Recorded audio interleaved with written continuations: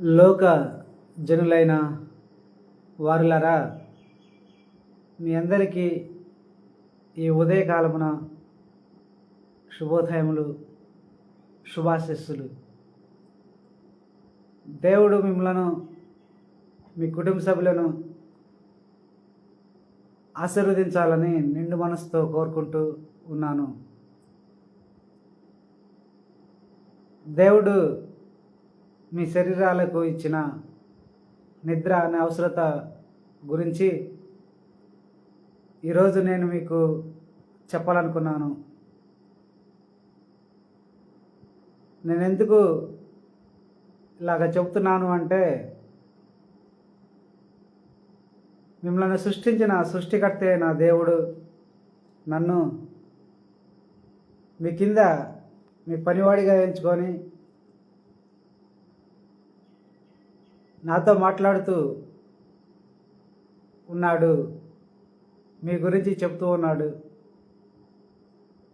తన గురించి, తన సర్వసృష్టి గురించి మాట్లాడుతూ ఉన్నాడు. దేవుడు ప్రేమ స్వరూపి అయిన దేవుడు.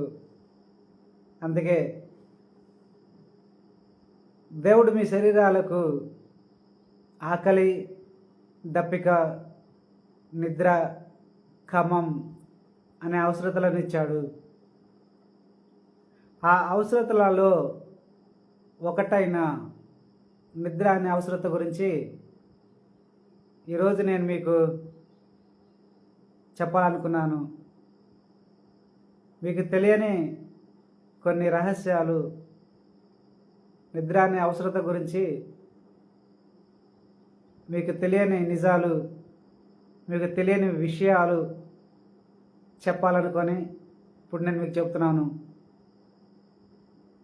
దేవుడు మీకు శరీరాలకు నిద్ర అనే అవసరతను ఎందుకు ఇచ్చాడు అంటే, మీరు నిద్రపోవటం వలన విశ్రాంతి తీసుకుంటారు. మీ శరీరం అలసిపోయి ఉంటుంది, మీరు మెలుకున్నంతసేపు, పని చేస్తున్నంతసేపు. అందుకే నిద్ర అనే అవసరతను దేవుడిచ్చాడు. దేనికంటే అలసిపోయిన మీ శరీరాలకు విశ్రాంతి అవసరమని, మరలా తిరిగి శక్తిని పొందుకోవటానికి నిద్ర అనే అవసరతనిచ్చాడు దేవుడు. ఆ నిద్ర అనే అవసరతను దేవుడిచ్చి మీకు దానికి ఒక హద్దును నియమించాడు. ఆ నిద్ర అనే అవసరత దాని హద్దుల్లో ఉండే మీకు కలుగుతుంది. మరి నిద్ర అనే అవసరత మీకు ఎలాగ కలుగుతుంది? మీ శరీరంలో ఏ భాగాలకు నిద్రపోయే శక్తి ఉంది? అసలు నిద్ర ఎక్కడ కలుగుతుంది? శరీరంలో ఎలాగ కలుగుతుంది? ఎక్కడ ప్రారంభమవుతుంది నిద్ర అనేదే నేను మీకు చెప్పాలనుకున్నాను. ఆకలి అనే అవసరత దేవుడు మీకు ఇచ్చినప్పుడు మన పేగులలో ఆ ఆకలి అనే అవసరత తెలుస్తుంది. మన పేగులలో తగినంత ఆహారం లేకపోతే ఆ పేగులు ఆ ప్రభావం మన మీద కనబడుతుంది, మనకు తెలుస్తుంది. తగినంత ఆహారాన్ని ఇస్తాము, ఆకలి అవుతుంది, పేగుల్లో సరిపడా ఆహారం లేకపోతే ఆ ఫీలింగ్స్ మనకు తెలుస్తుంది. అప్పుడు మనం తగినంత ఆహారం తీసుకుంటాము. అలాగే దప్పిక అనే అవసరత కూడా, మన శరీరంలో తగినంత నీరు లేకపోతే నాలుక పొడిబారిపోతుంది, దప్పిక అవుతుంది గొంతులో. ఆ దప్పిక అనే అవసరత గొంతుకి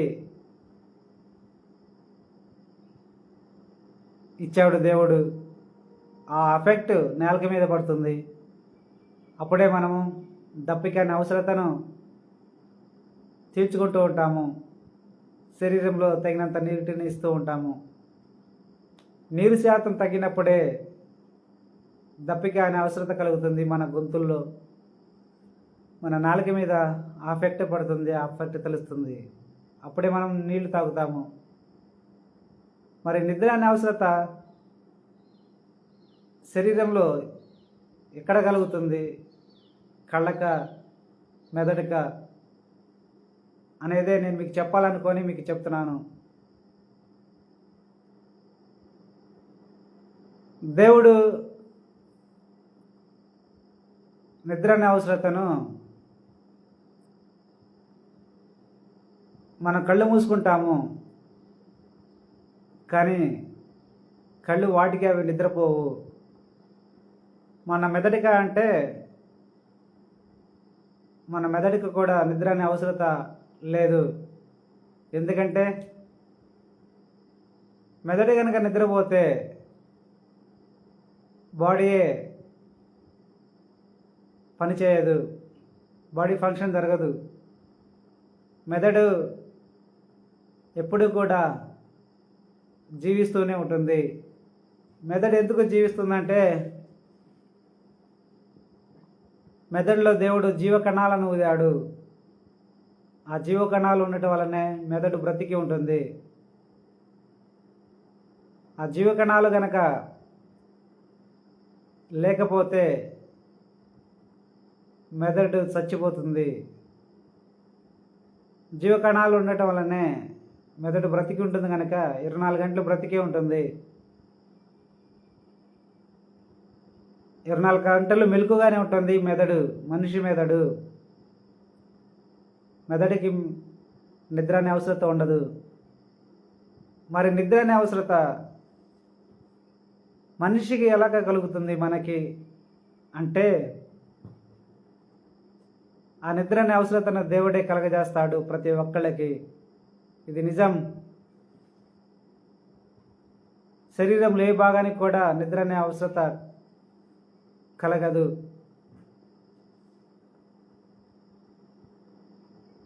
దేవుడు ఆ నిద్ర అనే అవసరతను ఎక్కడ ఉంచుతాడు అంటే, ఆ ఎఫెక్ట్ అనేది నిద్ర అనే ఫీలింగ్స్ని, ఆ నిద్ర అనే అవసరతను మన తలకు కలగజేస్తాడు దేవుడు. మన తలకు కలగజేయటం వల్లనే మనం నిద్రపోతాము. అది దేవుడు చేసే కార్యమే. దేవుడు అలాగెందుకు చేస్తాడంటే, భూలోక జనులైన వారిని తనకు ప్రియమైన పిల్లలుగా సృష్టించుకున్నాడు గనక, భూలోక జనులైన తన ప్రియమైన పిల్లలతో కలిసి జీవిస్తున్నాడు గనక, అందుకే వాళ్ళకి శరీరం అలసిపోయినప్పుడు మనకి, భూలోక జనులమైన మనకి, మనం పగలంతయు రాత్రి కొన్ని గంటల వరకు పని చేస్తూ ఉంటాము, అలసిపోతూ ఉంటాము. అలా అలసిపోయినప్పుడు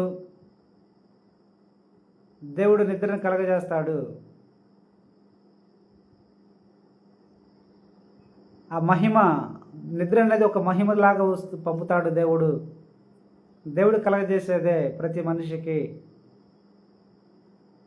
అది దేవుని కార్యమే. ఇది నిజం.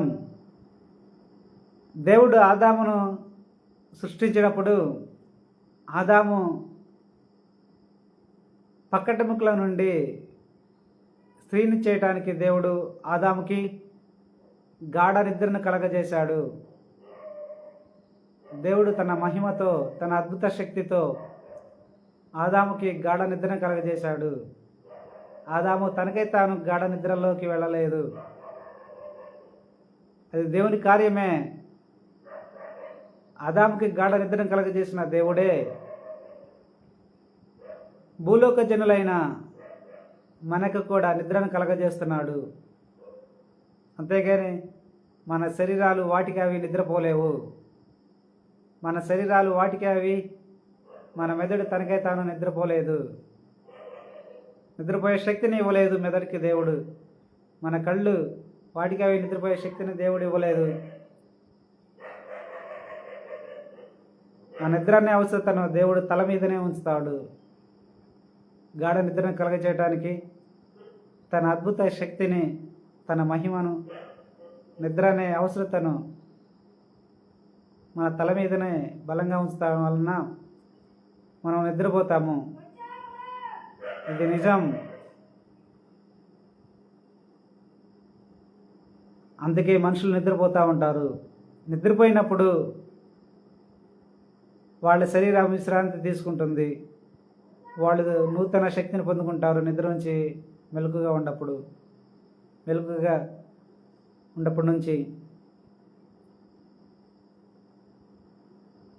కేవలం విశ్రాంతి కోసమే, అలసిపోయిన శరీరాలకు విశ్రాంతిని ఇవ్వటం కోసమే దేవుడు నిద్ర అనే అవసరతను కలగజేశాడు. ఆ నిద్ర అనే అవసరతను ప్రతిసారి దేవుడే కలగజేస్తూ ఉంటాడు తన అద్భుత శక్తితో, మనతో మమేకమైపోయి కలిసి జీవిస్తూ. అంత ప్రేమ స్వరూపి. అది దేవుడు ఎలాగ చూపిస్తాడంటే తన ప్రేమను, మీ ఇళ్లల్లో చిన్నపిల్లలైన వాళ్ళు ఉన్నప్పుడు తల్లిదండ్రులైన మీరు ఆ చిన్నపిల్లలను నిద్రపోకుండా మెలకుగా ఉన్నప్పుడు వారిని మీ పక్కల పండుగ పెట్టుకొని నిద్రపుచ్చుతూ, పాటలు పాడుతూ, వాళ్ళని జోకొడుతూ ఎలాగైతే నిద్రపుచ్చుతారో దేవుడు కూడా అలాంటి ప్రేమనే చూపిస్తూ ఉంటాడు. మీరు నిద్రపోవడానికి పండుకున్నప్పుడు తన మహిమను పంపుతాడు, తన అద్భుత శక్తిని పంపుతాడు. నిద్ర అనే అద్భుత శక్తిని మీకు మంచి నిద్ర కలగజేస్తాడు దేవుడే. ఇది దేవుని కార్యమే. దేవుడు మీరు నిద్రపోతున్నంతసేపు కూడా మీ మంచం దగ్గర, మీరు పడుకున్న స్థలంలో, మీ తల దగ్గర దేవుడు తన పరలోక రాజ్యం నుంచి దూతలను పంపి కాపలా కాయిస్తాడు. ఇది జరుగుతున్న నిజం. ఇది పచ్చి నిజం. దేవుడే మీకు నిద్ర కలగజేస్తాడు. మీరు నిద్రపోతున్నంతసేపు కూడా మీ తల దగ్గర దేవుని రాజ్యం నుంచి వచ్చిన దూతలు కాపలా కాస్తూ ఉంటాయి. అలాగెందుకు కాస్తాయంటే దూతలు, మీరు నిద్రపోతున్నప్పుడు లోకాధికారి అయిన సాతాను మీ శరీరాల మీద దాని ప్రభావం చూపిస్తుందని, మిమ్మల్ని మరణానికి అప్పగిస్తుందని దేవుడు చూస్తాడు అని తలంచి, ఆ సాతాను మీరు దరిదాపుల్లో కూడా రాకుండా ఉండటానికి, మీకు ఏ హాని తలపెట్టకుండా ఉండటానికి, మీకు మరణాన్ని ఇవ్వకుండా ఉండటానికి తన దూతలను పంపి నిద్రని అవసరతను కలగజేసినప్పుడు తన దూతలను పంపి కాపలాగా ఉంచుతాడు. అంత ప్రేమ కలిగి ఉన్నాడు మీ పరలోకపు తండ్రి అయిన యెహోవా దేవుడు. ఇది నిజం. ప్రతి మనిషి దగ్గర కూడా దేవుడు కాపలాగా తన దూతలను ఉంచుతున్నాడు నిద్రపోయేటప్పుడు.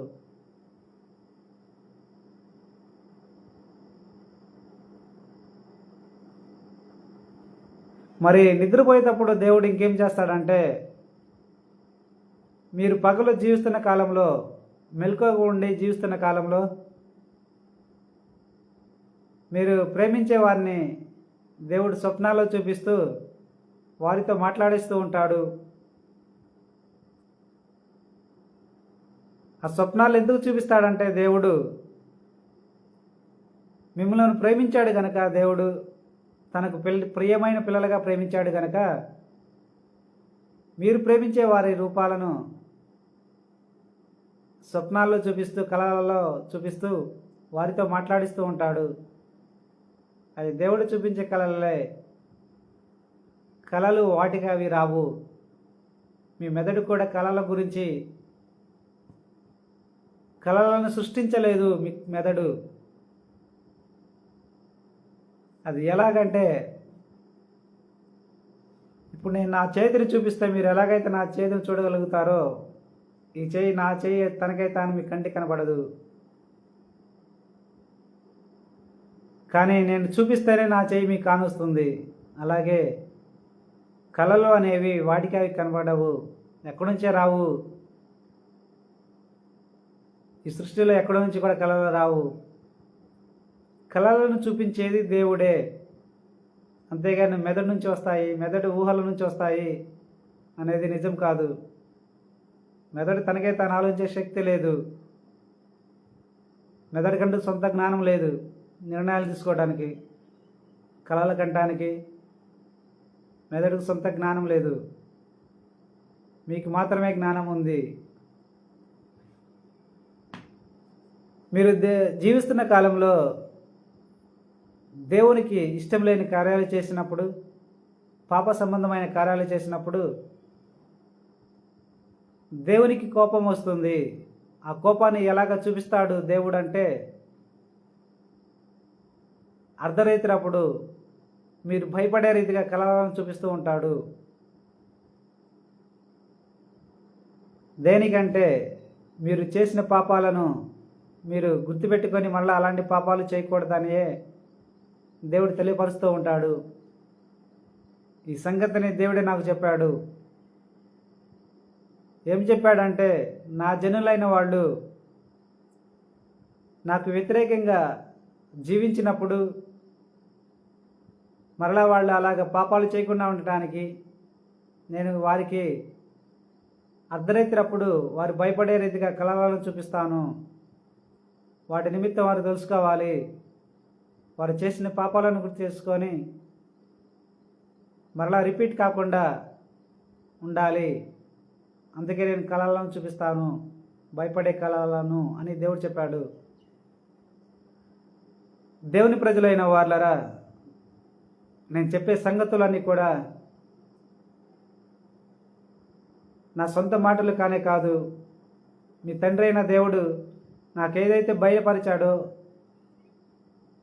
వాటినే నేను మీకు తెలియపరుస్తున్నాను. నన్ను ఎంచుకుందే మీ కింద మీ పనివాడిగా ఎంచుకున్నాడు. నేను మీ శ్రేయోభిలాషిని, మీ కింద మీ పనివాడిని. మీ మీద ప్రేమతో నన్ను ఎంచుకున్నాడు కనుక మీ మీద మీకు సంబంధించిన విషయాలన్నీ నాకు చెబుతూ వస్తున్నాడు. అలా చెప్పిన వాటిలో నిద్ర గురించి కూడా దేవుడు బయలుపరిచిన వాటినే నేను మీకు చెబుతూ ఉన్నాను. ఇప్పుడు మరి మీరు నిద్రపోయేటప్పుడు ఆ కళలు ఎవరు చూస్తారు అంటే, మీ మెదడు నిద్రపోదు కనుక మీ శరీరం అలసిపోయి దేవుడి కళ చేయటం వల్ల మీ శరీరం నిద్రపోతుంది. మీరు మీ కళ్ళు మూసుకొని ఉంటారు. మరి దేవుడు చూపించే కళలను ఎవరు చూస్తారంటే, ఆ కళలు అన్నీ కూడా వాటికి సంబంధించిన సమాచారం మొత్తం కూడా మెదడేం చేస్తుందంటే, దేవుడు మెదడులోకి చేరే విధంగా కళలను చూపిస్తూ ఉంటాడు. మెదడు గుర్తుపెట్టుకునే విధంగా ఆ కళలను దేవుడు చూపిస్తూ ఉంటాడు. ఆ కార్యం కూడా దేవుడే చేసేది. దేనికంటే మెదడు మెలకుగానే ఉంటుంది, నిద్రపోదు మెదడు తనకై తాను. ఆ మెలకుగా గుండా సజీవంగా ఉంటుంది కనుక దేవుడు కళలను చూపించేటప్పుడు ఆ కళలు అన్నీ కూడా మెదడులో గుర్తుండే విధంగా చూపిస్తాడు. కొన్నిసార్లు మెదడులో చేర్చటం వలన దేవుడు అవన్నీ మీకు గుర్తుంటాయి. మరికొన్ని కళలు మీరు నిద్ర నుంచి లేచిన దాటు కూడా గుర్తుండవు. మరి ఆ కళల్లో ఎందుకు గుర్తుండవు అంటే, దేవుడు తను చూపించే కళలను మీ మెదడు దాకా చేరకుండా చేస్తూ ఉంటాడు.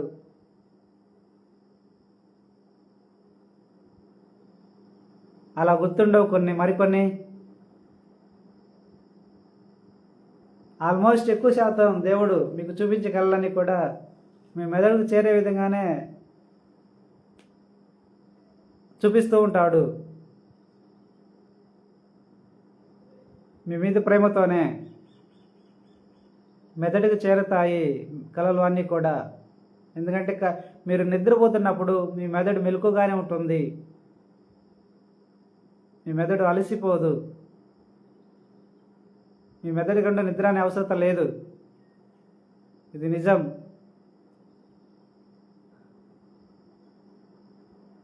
కొంతమంది ఇళ్ళ దగ్గర 24 గంటలు ఉన్నప్పుడు ఏం జరుగుతుందంటే, మీరు ఈ లోకంలో ఎలాగైతే జీవిస్తూ ఉన్నారో మీతో పాటు ఈ లోకంలో లోకాధికారి అయిన సాతాను కూడా ఉంది, సర్పమైన సాతాను కూడా ఉంది, సర్పమైన లూసిఫర్ కూడా ఉంది. లూసిఫర్ సర్పంగా మారి ఈ లోకాన్ని ఏలుతూ ఉంది. ఆ లూసిఫర్ ఏం చేసిందంటే, సాతాను ఈ లోకం మీద అధికారాన్ని కలిగి ఉండి ఈ లోకాన్ని ఏలుతూ ఉంది. ఈ లోకాన్ని ఏలటం అంటే చెట్లు చావులను, రాళ్ళు రప్పలను వీటిని కాదు సాతాను ఏలేది. ఈ లోకంలో జీవిస్తున్న మానవాళి శరీరాల మీద అధికారాన్ని కలిగి ఉండి వాళ్ళ శరీరాలను ఏలుతూ ఉంది. శరీరాలను మాత్రమే సాతాను ఏలుతూ ఉంటుంది. దేనికి అంటే, మీ ఆది తల్లిదండ్రులైన ఆదాము హవ్వలు శరీరం కోసమే దేవుని ఆజ్ఞ అతిక్రమించారు కనుక, ఆ శరీరం కోసమే పాపం చేశారు కనుక, అందుకే దేవుడు సాతానుకి ఏ సాతాను మాటలు విని ఆదాము హవ్వలు శరీరం కోసం పాపం చేశారో అదే సాతానికి ఆదాము శరీరాల మీద అధికారాన్ని ఇచ్చాడు దేవుడు. వాళ్ళ శరీరాల మీదనే కాకుండా వాళ్ళ సంతానమైన లోక మానవాళి అందరి శరీరాల మీద కూడా ఆ సర్పమైన సాతానికి దేవుడు అధికారాన్ని ఇచ్చాడు. అందుకే శరీరాలను మాత్రమే ఏలుతుంది.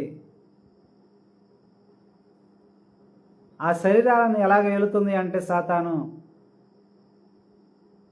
దాని పాపపు జ్ఞానాన్ని మీ తలలోకి పంపటం వలన, దాని పాపపు కోరికలను, ఫీలింగ్స్ని మీ శరీరంలో పంపటం వలన ఏలుతూ ఉంటుంది. అంతవరకే అది చేయగలదు. మీ శరీరాల మీద అధికారం కలిగి ఉన్న సాతాను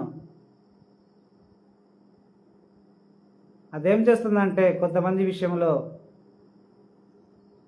వాళ్ళు ఇంటికాడ 24 గంటలు ఉన్నప్పుడు ఆ సాతాను వాళ్ళ శరీరాల మీద అధికారం కలిగి ఉండి జీవిస్తూ ఉంటుంది. మీకు ముందు జీవించిన మీ పూర్వీకులైన వాళ్ళు ఉన్నారు, మీ కుటుంబంలో చనిపోయిన వాళ్ళే, మీ తండ్రి కుటుంబంలో కానీ మీ తండ్రి కుటుంబంలో కానీ చనిపోయిన వాళ్ళు ఉన్నారు. పెద్దలైన వాళ్ళు, వృద్ధులైన వాళ్ళు ఎవరన్నా కానీ వాళ్ళు ఈ భూమి మీద పాపాలు చేసి చనిపోతున్నప్పుడు, పాపాలు చేసి చనిపోయిన వాళ్ళు ఉంటారు మీ కుటుంబంలో, మీ తండ్రి కుటుంబంలో కానీ మీ తల్లి కుటుంబంలో కానీ. వాళ్ళు ఏం చేస్తారంటే, పాపాలు చేసి చనిపోయినప్పుడు వాళ్ళు అపవిత్రాత్మగా మారి ఈ భూమి మీదనే ఉండటం వలన వారు మీ కుటుంబంలోనే, మీ ఇంట్లోనే తిరుగుతూ ఉంటారు. మీరు ఎప్పుడైతే పుడతారో మనుషులు, అప్పుడు వాళ్ళ మీ శరీరాల్లో ప్రవేశిస్తారు అపవిత్రాత్మగా మారిన వాళ్ళు. వాళ్ళు ఏం చేస్తారంటే, అపవిత్రాత్మగా మారిన వాళ్ళు ఎప్పుడు అలసిపోతూ ఉంటారు, అలసినట్టు ఫీలింగ్తో ఉంటారు, సంచరిస్తూ ఉంటారు. మీ దగ్గరికి వచ్చి మీ శరీరంలో ప్రవేశించి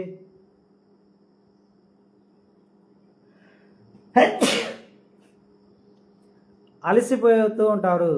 అందుకే వాళ్ళు ఎప్పుడూ నిద్రను కోరుకుంటూ ఉంటారు, నిద్రపోతూ ఉంటారు. మహిమ శరీరాలతో ఉంటారు కనుక అపవిత్రాత్మలుగా మారిన మీ పూర్వీకులైన వాళ్ళు నిద్రపోతూ ఉంటారు. వారు నిద్రపోయే ఆ ఫీలింగ్స్ అన్నీ కూడా మీకు తెలుస్తాయి. వారి ప్రభావం గురయ్యే మీరు నిద్రపోతూ ఉంటారు. కొందరు ఇంటికాడ మాకెప్పుడు నిద్ర వస్తుందని నిద్రపోతూ ఉంటారు ఎక్కువ సమయం. ఈ అపవిత్రాత్మలుగా మారిన వాళ్ళు భూమి మీద జీవిస్తున్న ప్రతి వారిలోకి ప్రవేశించే అధికారం ఉంది, ప్రవేశించగలరు. వాళ్ళు ఏం చేస్తారంటే, విద్యార్థుల విషయంలో ఏం చేస్తారంటే,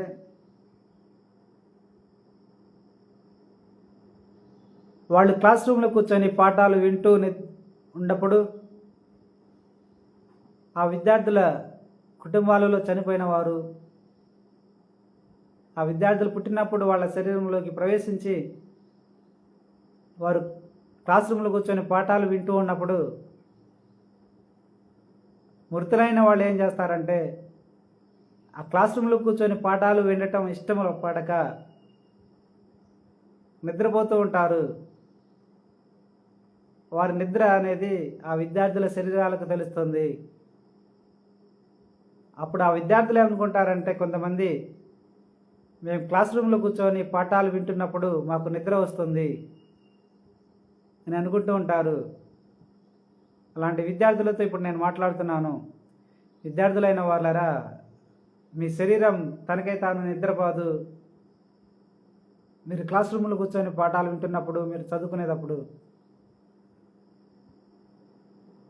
మరికొంతమంది ఆఫీసుల్లో పనిచేసే కాడ పని చేస్తూనే కూడా నిద్రపోతూ ఉంటారు.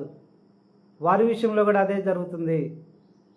వాళ్ళ కుటుంబాలలో చనిపోయిన వారు, పెద్దలైన వాళ్ళు, వారు పుట్టినప్పుడు వాడి శరీరాల్లోకి ప్రవేశించి నిద్రపోతూ ఉంటారు. వాళ్ళు పని చేయటం ఇష్టపడక ఆ మృతులందిన వాళ్ళు అలసినట్టుగా ఫీల్ అవుతూ ఉంటారు. ఎప్పుడు సొలిసిపోయినట్టుగా ఫీల్ అవుతారు. అందుకని నిద్రపోతూ ఉంటారు.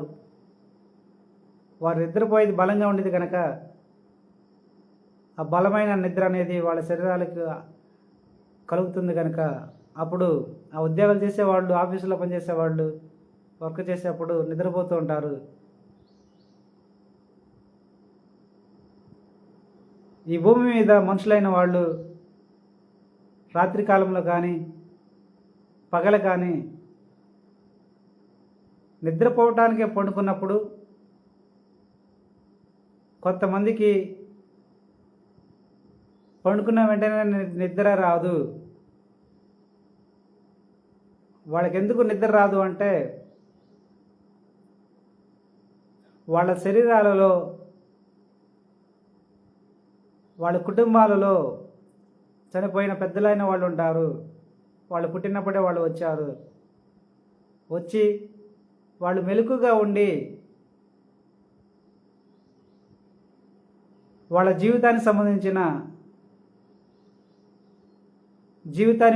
పోలిన జీవితాన్ని జీవిస్తూ ఉంటారు మృతులైన వాళ్ళు.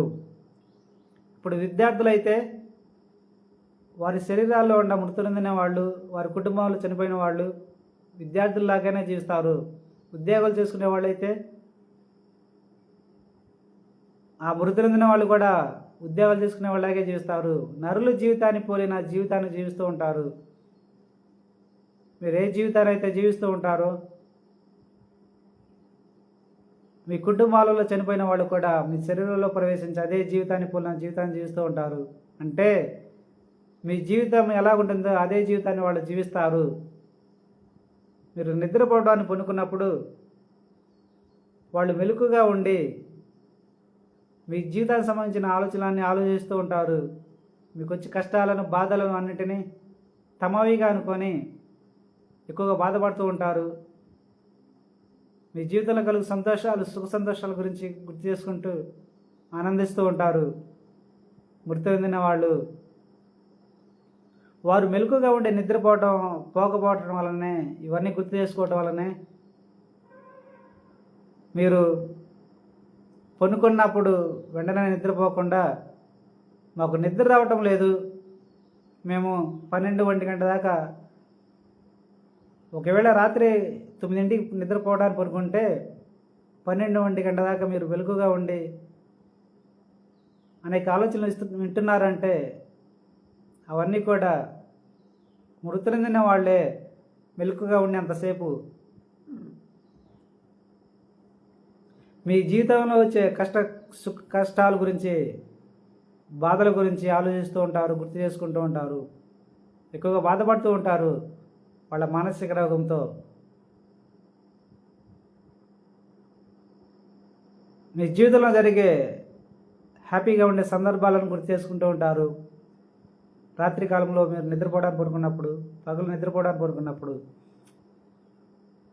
వాళ్ళ గురించి మీకు తెలియకపోవడం వలన మీరేమనుకుంటారంటే, మేము పడుకున్న వెంటనే మాకు నిద్ర రావటం లేదు, మాకు ఏయో గుర్తొస్తున్నాయి, మాకు 1 గంట 2 ఆ టైం వరకు మాకు కళలు ఏదో ఒకటి గుర్తొస్తూనే ఉంటుంది అని అనుకుంటూ ఉంటారు. ఇప్పుడు నేను మీకు చెప్తున్నాను, మీరు నిద్రపోవడానికి పడుకున్నప్పుడు మీ మెదడు తనకై తాను ఏమీ గుర్తు చేసుకోదు. మీ మెదడు మనిషి కాదు.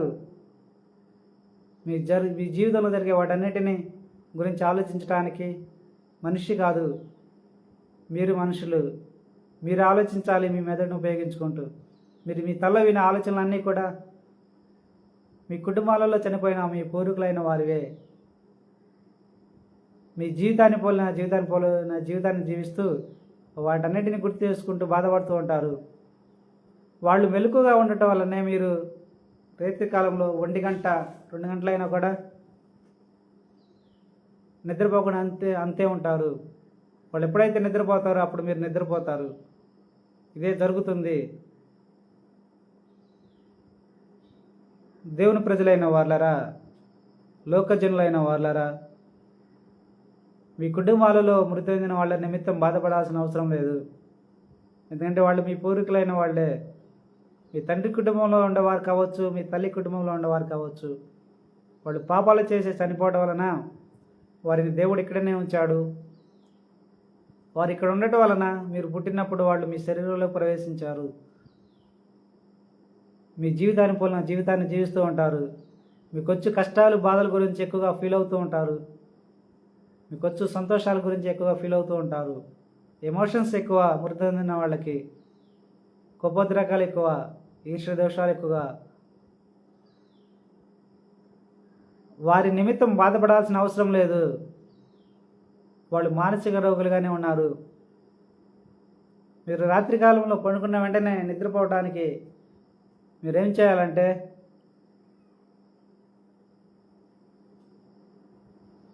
మీ మనసుల్లో మీరు ప్రార్థన చేసుకుంటూ ఉండండి, దేవునికి స్తుతులు చేసుకుంటూ ఉండండి. లేదా మీరు ఉదయం లేచిన కాడ నుంచి పనుకున్నప్పుడు వరకు కూడా, మీరు ఉదయం లేచిన కాడ నుంచి మీరు ఏమేమి మంచి మాటలు మాట్లాడారు ఆయన గుర్తు చేసుకోండి. ఏమేమి చెడు మాటలు మాట్లాడారు, ఏమేమి చెడు చూశారు, ఏమేమి మంచి చూశారు అని గుర్తు చేసుకోండి. ఏమి క్రియలు మంచి క్రియలు చేసినవి గుర్తు చేసుకోండి, చెడు క్రియలు చేసినవి గుర్తు చేసుకోండి. ఇలా మీ జీవితాన్ని మీరు సర్చ్ చేసుకుంటూ ఉండండి. చెడును మొత్తం తీసేసుకుంటూ మంచిని గుర్తుపెట్టుకుంటూ వాటిని ఎలాగ అభివృద్ధి చేసుకోవాలని ఆలోచిస్తూ ఉండండి. ఇలా మీరు ఆలోచించటం వలన మీరు మంచి వ్యక్తులుగా తయారవుతారు. ఇలా మీరు చేయటం వలన మీకు వెంటనే నిద్ర పడుతుంది. ఇది నిజం. మీ కుటుంబాలలో మృతి చెందిన వాళ్ళ ప్రభావం ఉండదు అప్పుడు. ఇలా చేయటం వలన దేవుని వాక్యాన్ని గుర్తు చేసుకుంటూ దాని గురించి ధ్యానిస్తూ ఉండండి. మీరు పడుకున్న వెంటనే మృతి చెందిన వాళ్ళ ప్రభావం మీ మీద ఉండదు. అప్పుడు మీరు వెంటనే నిద్రపోతారు అని చెప్తున్నాను. దేవుని ప్రజలైన వాళ్ళరా, మీ కుటుంబాలలో మృతి చెందిన వాళ్ళు, మీ పూర్వీకులైన వాళ్ళు, మీ శరీరాలలోకి వచ్చిన వాళ్ళు, వాళ్ళు పిరికి వాళ్ళు, మానసిక రోగులు, భయస్తులు. వారికున్న పాపపు జ్ఞానము, వారికున్న పాప ఫీలింగ్స్, పాప కోరికలన్నీ కూడా వాళ్ళని ఏలుతూ ఉన్న లోకాధికారి అయిన సాతానువే. అపవిత్రాత్మగా మారిన వాళ్ళని సాతాను ఏలుతూ ఉంటుంది. ఈ లోకంలో ఉండే అపవిత్రాత్మగా మారిన వారు లోక రాజ్యాలను మీద అధికారాన్ని కలిగి ఉన్న సాతాను ఏలుతూ ఉంటుంది. ఈ అపవిత్రాత్మలోకి దాని తెలివితేటలను, దాని మనస్తత్వాన్ని, దాని పాపపు జ్ఞానాన్ని, దాని పాపపు కోరికలను, పాప ఫీలింగ్స్ని పంపి వారిని మనుషుల మధ్యకి పంపి వారి ద్వారా మనుషులను ఏలుతూ ఉంటుంది. మీరు ఎప్పుడైతే కనిపెడుతూ ఉంటారో మీ శరీరాల్లోకి వచ్చిన మీ పూర్వీకులైన వాళ్ళని మీరు కనిపెట్టినప్పుడు వారు ఆలోచించే ఆలోచనలన్నీ మీ మెదడు కాదు. మీ మెదడి కంటే సొంత జ్ఞానం లేదు. ఎప్పుడు ఆలోచిస్తూ మిమ్మల్ని జీవింప చేయడానికి, మీరు ఆలోచించడానికి మాత్రమే దేవుడు మీకు మెదడునిచ్చాడు. మీరు మీ తలలో వినే ఆ జ్ఞానం మొత్తం కూడా మీ సొంత జ్ఞానం కానే కాదు. మీ కుటుంబాలలో చనిపోయిన వారి జ్ఞానమే. మీరు వారు మాట్లాడే మాటలను, వారు ఆలోచించే ఆలోచనలను మీరు మీ తలలో వింటారు కనుక కనిపెట్టండి. ఇవన్నీ నా మెదడులోంచి రావడం లేదు, వారి జ్ఞానము, వారు ఆలోచించే ఆలోచనలనే మేము వింటున్నాము అని మీరు గుర్తించటం వలన వాళ్ళు ఆలోచించటం మానుకుంటారు. మీరు ధైర్యంగా ఉండటం వలన మీ ధైర్యమే మీ కుటుంబాలలో చనిపోయిన వారికి భయం అవుతుంది, పిరికితనం అవుతుంది, మానసిక రోగం అవుతుంది. ఆ భయంతో, ఆ పిరికితనంతో, ఆ మానసిక రోగంతో మీ శరీరాల్లోకి ప్రవేశించిన వాళ్ళు జీవించలేరు వాళ్ళ జీవితాన్ని. వారిలోకి సాతాను పంపిన పాప జ్ఞానంతో, పాప కోరికలతో, పాప ఫీలింగ్స్తో జీవించలేరు. మృతి చెందిన వాళ్ళు భయపడుతూ ఉంటారు. వాళ్ళు మీ నుండి వెళ్ళిపోతారు, మీ శరీరాన్ని వీడి వెళ్ళిపోతారు. అపవిత్రాత్మగా మారిన మీ కుటుంబంలో ఉన్నవారు, చనిపోయిన వారు, మీరు గనక వారికి భయపడితే మీ భయమే వారికి బలం అవుతుంది, ధైర్యం అవుతుంది. ఆ భయంతో, ఆ బలంతోనే, ఆ ధైర్యంతోనే లూసిఫర్ నుంచి వారు పొందుకున్న పాప జ్ఞానంతో, పాప కోరికలతో, పాప ఫీలింగ్స్తో, మానసిక రోగంతో, పిరికితనంతో, కోపోద్రేకాలతో, ఇలాంటి అవలక్షణాలన్నిటితో మీ శరీరం ద్వారా బయటికి జీవించాలని కోరుకుంటూ ఉంటారు, జీవిస్తారు కూడాను. వాళ్ళు ఎలాగ బయటికి జీవిస్తారంటే, వాళ్ళు ఎప్పుడైతే నిద్రపోవాలని కోరుకుంటారో అప్పుడు నిద్రపోతారు. వాళ్ళు మీ నోరు తెరిచి ఆవలించే అంత అధికారం ఉంది వాళ్ళకి. మీ కుటుంబంలో చనిపోయిన వారికి మీ నోరు తెరిచి ఆవలించే అంత అధికారం ఉంది. మీకు పదే పదే ఆలోచనలు, ఆవలింతలు వస్తున్నాయంటే అది వారియే. వాళ్ళు అలసిపోవడం వలన నిద్రపోవడానికి ఆవలిస్తూ ఉంటారు. ఇది నిజం, భయపడాల్సిన అవసరం లేదు. వాళ్ళు వెళ్ళిపోతారు మీ ధైర్యంగా ఉంటే. మీ శరీరాల్లో ఉన్నారు, వెళ్ళిపోతారు. ధైర్యంగా ఉండండి. మిమ్మల్ని భయపెడటానికి ఈ సంగతులను నేను చెప్పడం లేదు, కానీ మీకు తెలియని రహస్యాలను నేను మీకు చెప్తున్నాను.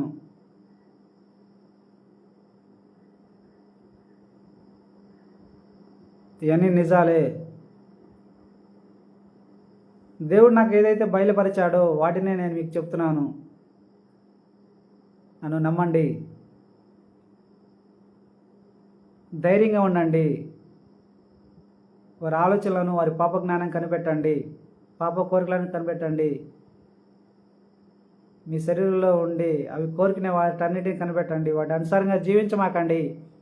మీరు కనుక ఆ అపవిత్రాత్మల వలె వారి జ్ఞానంతో, వారి కోరికలతో మీరు కనుక జీవిస్తే దేవుడు మీ శరీరంలో ఉంచిన పవిత్రత అనేది పోతుంది.